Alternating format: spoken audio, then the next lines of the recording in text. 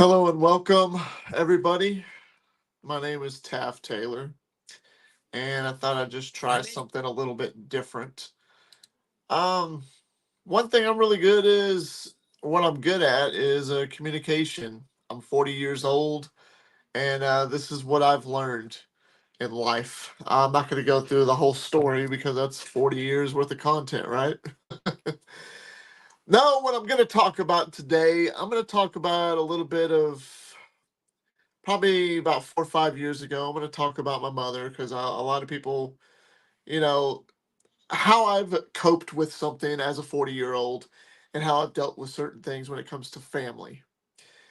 This is something I'm doing a little bit different for my channel that I normally don't do, but I feel that I'm a talker, and one thing I've gotten out of life is how to talk to people or just to be able to listen and then give my opinion on it. Everybody's entitled to their opinions, everybody has them, but also you gain experience through life, right? Well, let me go ahead and jump right to the spot.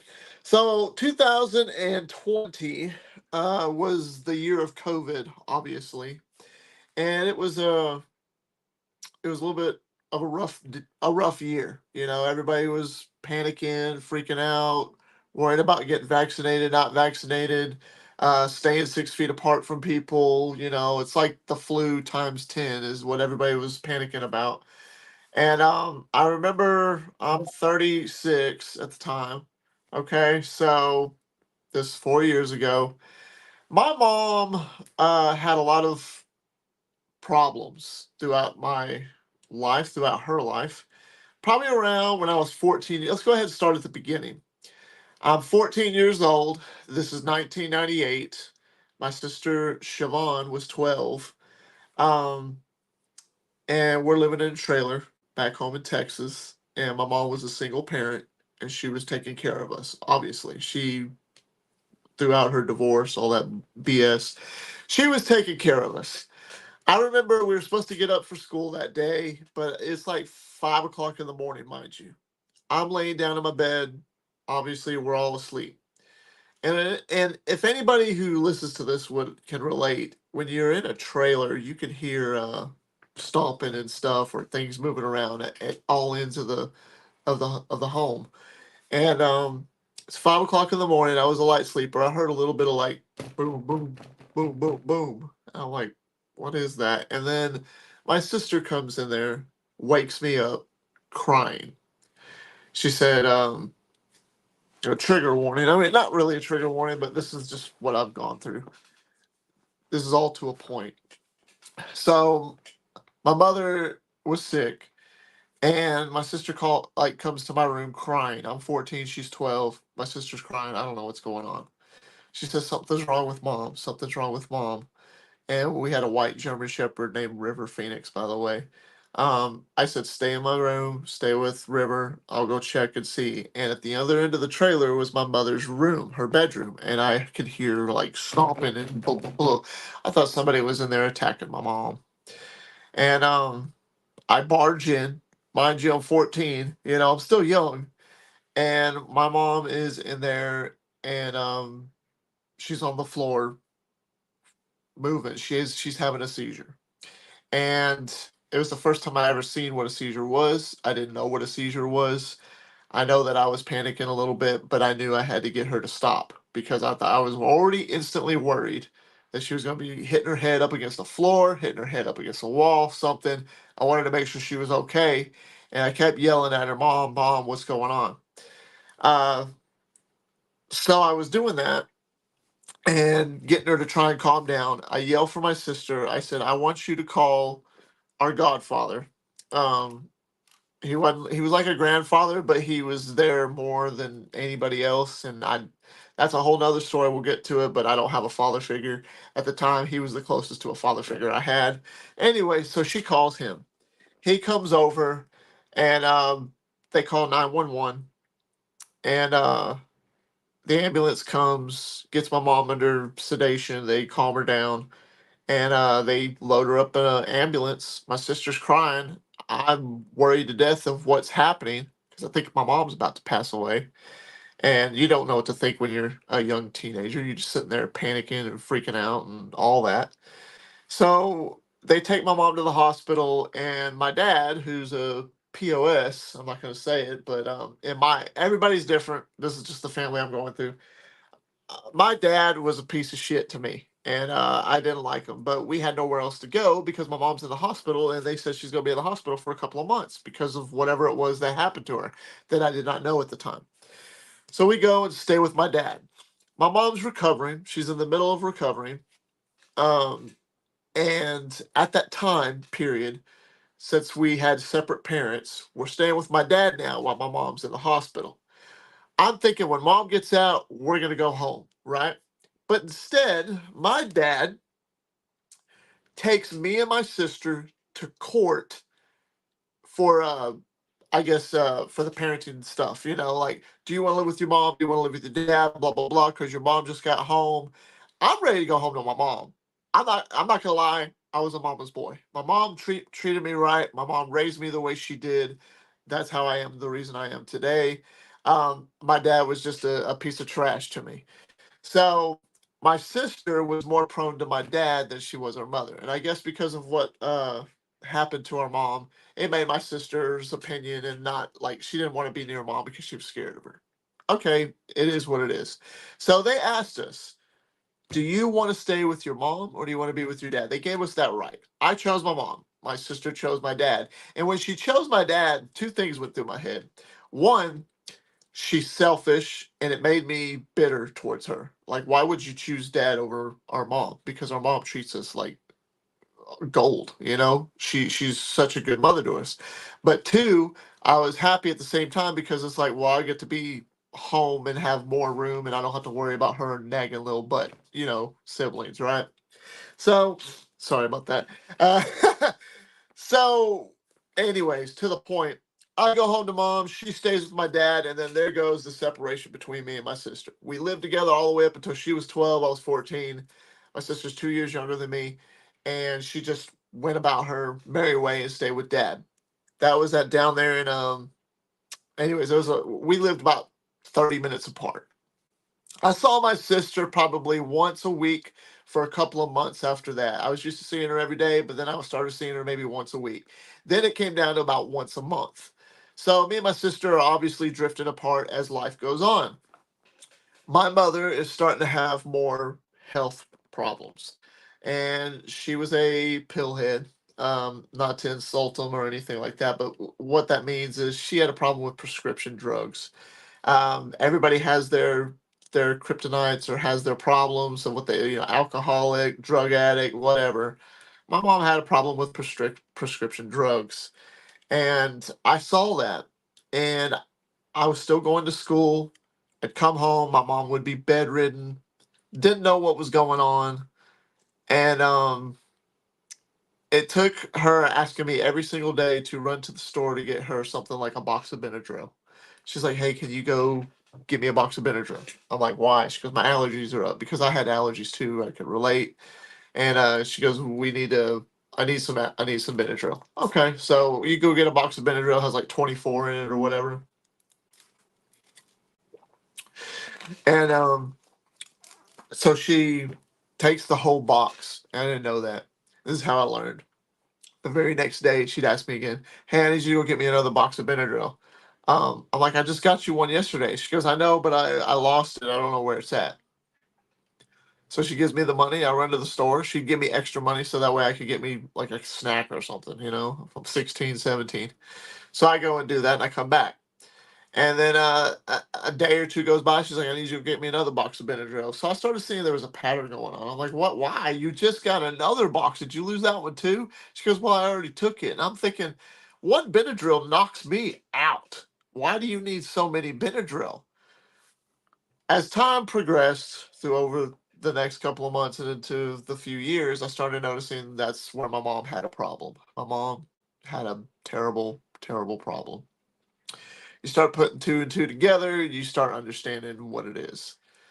Well, after so many years of it, I got fed up with it. 20 years old, I decided I was going to move out. And I wasn't kicked out, I wasn't forced out, I moved out.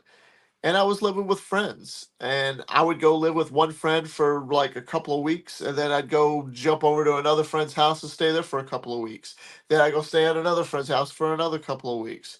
I'm just telling them I'm just gonna stay here because me and my mom are having problems. And we were arguing, bittering back and forth. Every once in a while I might go home for like a day or two if I needed somewhere to stay low for a little while or whatever. But then my mom would instantly start her crap, and we would argue, and it wasn't healthy. Um, I remember one day when I was 18. It was right before I graduated from high school. My mom was at the other end of the trailer, and I was in my room. It's like 2 or 3 in the morning, and I heard this like scrounging around. And our trailer was lined up perfectly from my room to the end all the way to her room. I could see through the kitchen, through the living room, all the way to her room. And I rolled off my bed. I didn't have a bed spring or anything like that. It was just a mattress on the floor. And I just kind of rolled down onto the floor quietly. And I'm in the dark and I'm just watching her. And she's like laying, sitting in front of her bed, her purse in front of her, taking shit out, looking through it like she's just lost and has no idea what she's looking for. And I remember sitting there watching that. And of all the stuff we've been going through, and I said, you know what? I will never, ever live that life. I will never, ever put whoever I get with in that type of lifestyle. I will never, ever, if I ever have kids to this day, I will never put them through this. I love my mom, but she needs help. And I will never live that. And I held true to that. Here I am, 40 years old, and I've never done that. But I moved out at 20, was living with friends, and it's just like life is getting hard. Life is hard on all of us, but you pay your dues and you got to do what you do. I graduated from high school, long story short, and I felt accomplished to that. I barely did it, but I did it. My mom, thankfully, actually went to my graduation and saw me. She was messed up that day too, but she did find the way to get there to see me graduate and get my diploma. May 23rd, 2002, in case anybody wants to know the day, that's how old I am. I was 18 years old. Here we are, September 15th, 2024, and I am 40 years old. I turned 40 this past April. So let's get to the moral of the story. So my mom's always had problems, and around 22, 23, I moved to Austin, Texas, and I was living with a friend down there and their family. My One of my buddies, his name's Josh, and he was married. He had 3 kids already, and I would see all my friends, a lot of them that were younger than me, that was already having kids, and I wasn't. And it's just there's so much to it. But before I get to any of that other stuff, and I'll do that in another video, depending on how well this does or what type of stories you want me to tell. Let me get to with my mom. So I eventually meet somebody. I move out of state and I move to where I'm at today. I've been here for 15 years and made a whole new life. I've learned a lot. Uh, but what that means with my mother is this: my mom still had her problems, and my sister, as she got older, she moved out from dad, and now she's kind of starting to take care of mom. And I'm not there to do it. And my sister would start calling me. First, she called me, was happy to talk to me. We haven't really talked in years.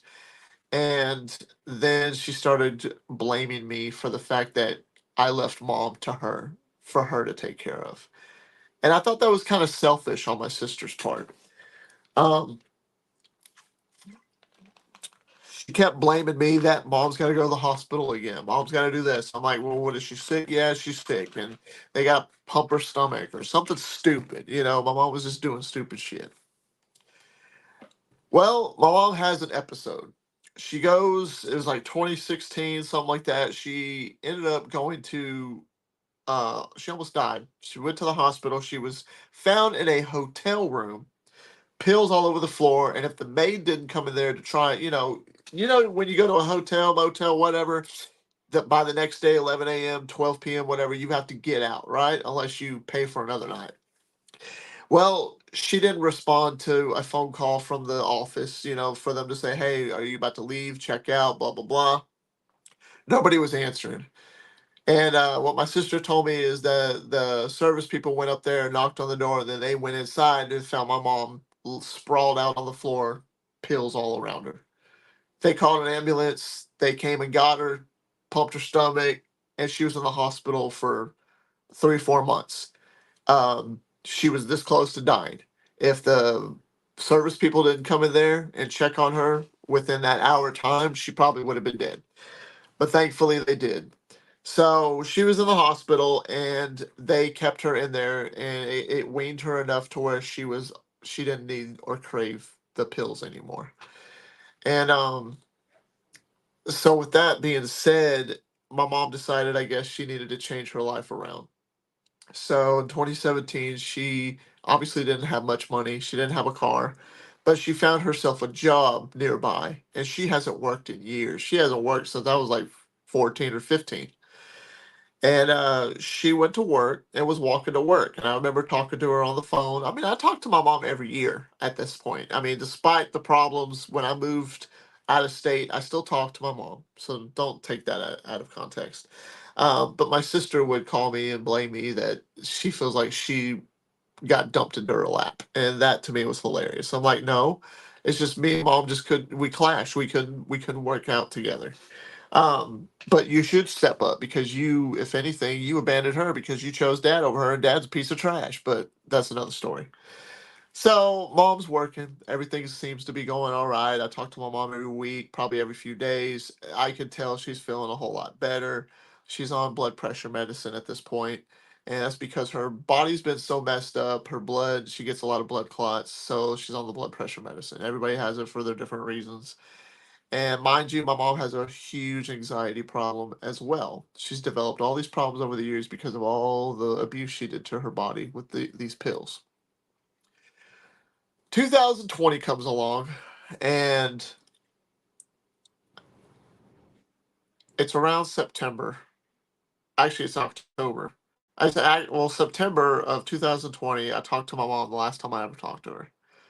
And you don't think nothing's going to happen. She was not feeling very well, but she was on her way to work. And then she was going to come home and go to sleep and rest for the weekend. And hopefully, Siobhan was going to come over, take her kids over there, blah, blah, blah, blah, blah. She was going to see them, blah, blah, blah. Okay, great. Well, about 2 weeks passed. I don't hear from her. I didn't think nothing of it, just like I never did. And then my sister calls me October 25th, and she said, James, she's crying and crying. I'm like, oh God, what happened? What's wrong? She's like, Mom's not doing well. Mom's really bad, and I need you to uh come here now. She is in the hospital and is bad. And I didn't think nothing of it. And I told my significant other, and I we got in the car and hauled ass to Texas. 12-hour drive. We left that evening on the 27th, I think, because I had to wait for my check to go through into my bank account. I had to get a little extra money. I had to sell some stuff. We get in the car and haul ass. We make it to where my sister was at the time in Waco, Texas, and we arrive about 5 o'clock in the morning. And we get everything together. About 7 o'clock, we're heading to Killeen, and this is where my mom was at in the hospital in Killeen, Texas. Show up, and my mom is on an ICU. She's got a ventilator and everything hooked up. She's in a medically induced coma. So I wasn't going to get to talk to her. And they told me what was going on. And because of COVID restrictions, we had to wear masks, and only like one or two people was allowed at a time. And because it was my sister and then me, went up there. I got to see her, and I'll tell you, I broke down. But I didn't think something, what happened a few days later was going to happen. I was like, okay, she's going to come out of this. She's going to come out of this. I'm going to get to see her. I'm going to talk to her. We're going to get through this. Ooh. But the way the doctors were talking and what happened, they told me what happened. What had happened was a few days prior, she was living with a roommate. She had herself a roommate living at this trailer, And she randomly, because her legs gave out on her, fell down. She didn't break a leg or anything, but she fell down and it gave her a small little concussion or something. It just, they had to take her to the hospital. My mom is terrified of hospitals because of how many times she's gone. And she did not inform anybody that she was on blood pressure medicine because she was in a panic mode. She was having an anxiety attack. And so when my mom's anxiety started going, they told her that, hey, we need you to try and stay calm. We have to keep you overnight. Apparently, at this moment, my mom did not like to hear that. I don't want to stay overnight. She was already petrified. I get it, being scared. It's understandable. That caused her to have her first heart attack. And mind you, my mom is 57 at this time. She has a heart attack and it causes a blood clot to go into her left cerebellum. It's a nerve that in your brain, and causes her to have a stroke right after the heart attack, and that put her into the coma. Um, and they put her on it, and they found out she was on blood pressure medicine because of my sister. And then that's when I was there. So that's when I found out what happened and how she ended up there. They said we're keeping an eye on her and we're gonna let you know. We'll keep you updated on what's going on. So after a few hours there, me and my sister, we go back to her house to try and get a little bit of rest because, mind you, I've already been up for almost 36 hours at this time. So I go to sleep, and then about the next day, wake up, and we're told that we need to come down there. Come down there and see her, and they said we need to talk about future plans because it doesn't look like your mother is going to wake up. They explained everything of what was going down and what was happening, and they want to keep her as comfortable as possible, but they needed to ask us for permission about morphine and all this other stuff. And they're hoping that she would wake up, but it was a very slim chance. And that right there hit me. I've been hit with a lot of shit in my life, a lot of stuff in my life, but that right there was something that really affected me that I never thought would, and changed me to an extent to where I value things a lot differently now than I did then. And it's like it's not really a choice of we need to pull the plug type thing. It's more like, I mean, how long do you want to keep your mom in this coma because she's probably not ever going to wake up, you know? So we decided that we want her to be as comfortable as possible. We'll let the process do whatever it needs to do. She could wake up, but just keep her comfortable. Where I don't want her to suffer. And we get some stuff. We go back to the house, and the very next day they call my sister. It's 5 o'clock in the morning again, 6 o'clock in the morning, and they tell her that we need to come up there today, now, like right now. They didn't say nothing else. They just said that we needed to come up there. So my sister wakes me up, and we get in the car. We go, and it is 7:48 a.m. October 30th, 2020. We walk into the hospital, and my mom's room had the curtains drawn. And it had one of those little signs that has like the butterflies and like fairies and the halo and all the good stuff. And I already knew.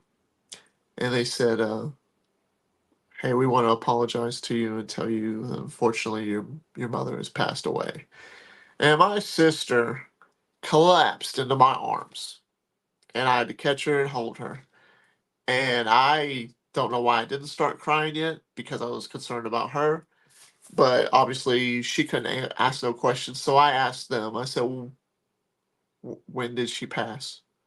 You know, they said probably about an hour ago, about 6:40 in the morning, she passed away. And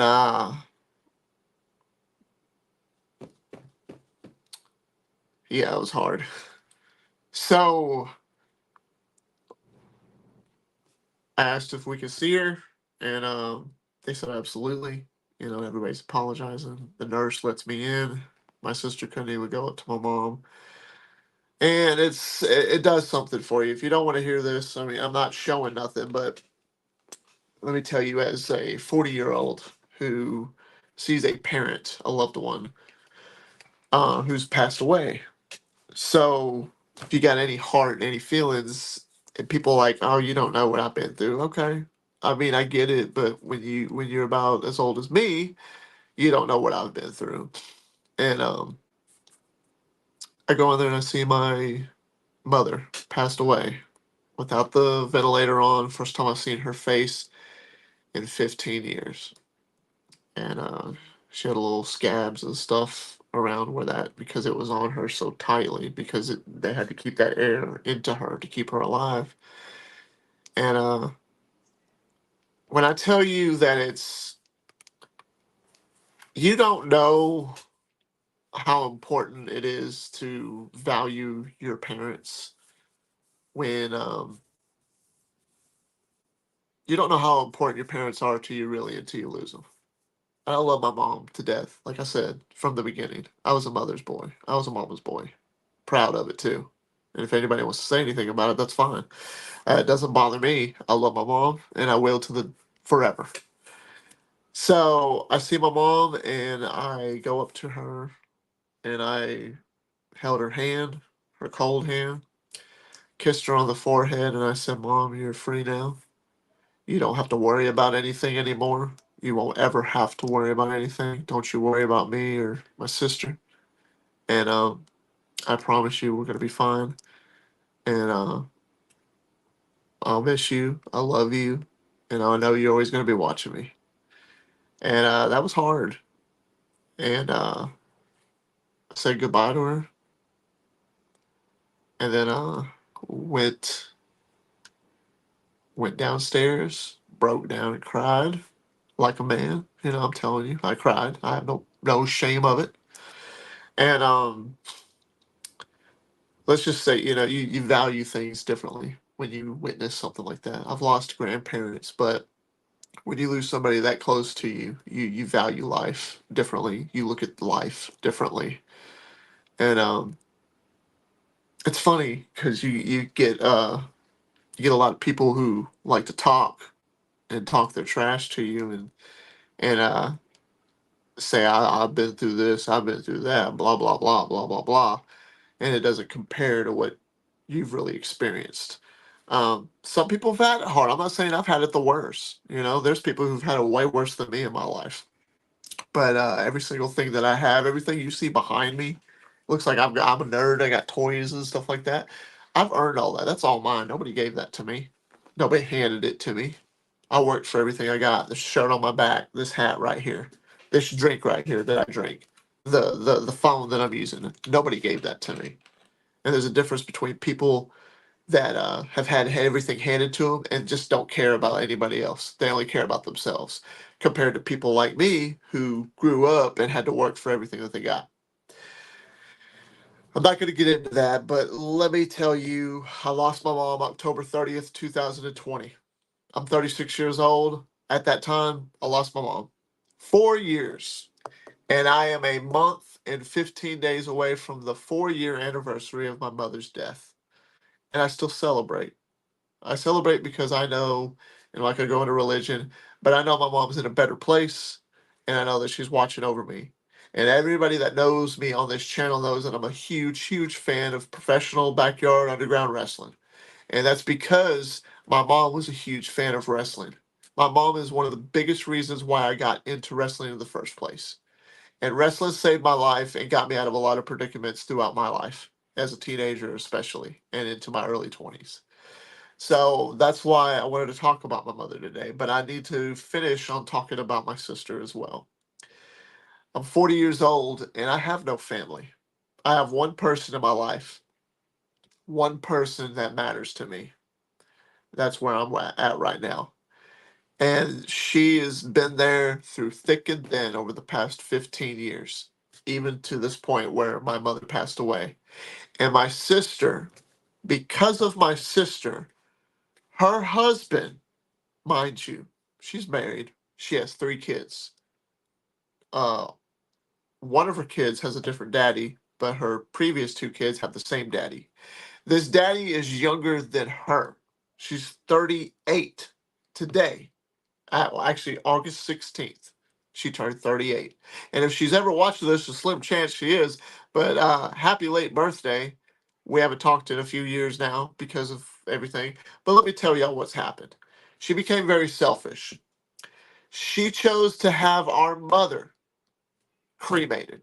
My mom wanted to be buried next to her mother, our grandmother, in Killeen, Texas, next to her brother, Donald Nelson, next to her other brother, Tommy Nelson, next to her sister, Beata Nelson, and even next to her father, Leonard Nelson. Those are all family members, and yes, they're all dead and gone. My mom wanted to be buried, just like the rest of her family. And because I wasn't the uh, medical attorney for to represent my mom, because my sister was there, my sister selfishly chose to get her cremated and keep her ashes. She didn't want to bury her, despite my mother's wishes. And it's because she got that selfishness from our bastard of a father, who I'm not going to name, and because she's that selfish and got it also because of her husband. And he's a piece of trash who's in his late 20s, mind you, trying to live a basketball career, goes to the gym all the time. There's nothing wrong with that, but flirts with other women. And I know this because he admitted that he'd done it a few times just to see if he could make her jealous. And when we were there when my mom was about to die, he was still gone at the gym, not supporting my sister. And she would cry to me about how he treated her. But because of everything that happened, I decided to call her and tell her what I thought of him, and we haven't talked since. We didn't talk for about a year and a half after that because I told her that my opinion of him was that he was a worthless piece of shit of a man, especially to take care of my sister. He pops out two kids with a woman 10 years older than him, and he's still living like he's a kid. Mind you, my sister is a manager, a general manager for an Olive Garden, busts her ass to work, and this guy stays at home, doesn't work at all. Not saying that that's necessarily a bad thing, but he takes care of the kids while she's gone. He's got to, or he'll dump the kids off on his mother so he could go to the gym or do whatever he wants to do while my sister's killing herself working. And then when my sister gets home, the mother and him dump the kids back off on her. Oh, you're home from work. We don't want to deal with them no more. And I told her how much of a piece of crap he is, and she told me that I needed to mind my own business. Okay. So we don't talk for a year and a half, and then that's when I found out because during this year and a half, I didn't even know what happened to my mom. Did she get buried or did she get turned? Was she cremated? And that's when she told me I cremated her and I have her ashes. And I said that's selfish. You shouldn't have done that. That was despite her wishes. That's like saying, "Oh, James, you died. You want to be buried or cremated?" And I tell you what I want to do, and then you just go dump my body wherever you want, or you do whatever you want. I mean, that's disrespectful. And I told her how disrespectful it is. So she told me it was best that I didn't talk to her anymore. We disowned each other basically. My sister is gonna live the way she wants to do, and I can't stop her. So that's what I'm telling you is at 40 years old, you can't expect everything. And what I've learned, the moral of this story, is that I've learned that you can't trust everybody, even your own family. Some family members can be very selfish. Blood is blood. At the end of the day, blood is blood. I will, to the day I die and forever on, I will still always love my sister. I will. If I'm never going to talk to her again, I'm still going to love her because we have memories. I have memories with her, all this stuff. And that's what my mom would want. And I love my mom. My dad was never my biological father. That's why I never cared for him. He was very selfish to me. He was very selfish to just me in general about everything. I learned everything that I know through my godfather, and where I've been the past 15 years here. And that's beside another thing. So the moral of the story is you can't trust every single person in your family because family can be selfish. But then you can also value the people that in your family that are very loving and respectful. So if you got anybody in your family that absolutely loves you, adores you, talks to you, talk to them every day. Talk to them every day. Hey, how are you doing? You don't have to go over there and see them. You don't have to go mow the grass every day. Just call them. If it's your mom, if it's your dad, if it's anybody that means anything to you, grandparent, uncle, aunt, whatever, somebody that's close to you. If you know that they care, call them up every day. Just say, hey, I just wanted to say hey to you, see how you doing, because it means a lot. But if there's anybody that's ever been in your life that's very selfish to you, or bats an eye to you, or judges you all the time, tough love, right? Yeah, there's tough love to an extent, but if they treat you to where you really feel unwanted, don't talk to them anymore. Teach them a lesson. The lesson you need to teach them is that if you value me as way less than you and you could care less if I get kicked out, if I'm starved or whatever, then don't waste your energy on them. Focus that energy on the people that matter and move forward. Family's family, but not all family is loyal. And that's me at 40 years old. I've seen where uh, I'm not gonna get into that. I'll do that another day. But just value the certain people in your life that matter to you. If they don't matter to you, then don't worry about them. Just move on and talk to the ones that do matter. I know this is a big rambling. I just wanted to talk to y'all. I really appreciate y'all for tuning in. If you'd like to hear more stories, I've got plenty as a 40-year-old and what I've been through in my life. Um, this was probably a rough lesson. Not really a rough lesson. I don't even know how to put it really. But I'm thankful for everything that I've got today, and I'll bring more happy stories for the next time. But until then, guys, thank you so much wherever you are. I really appreciate you, and I'll catch you in the next one.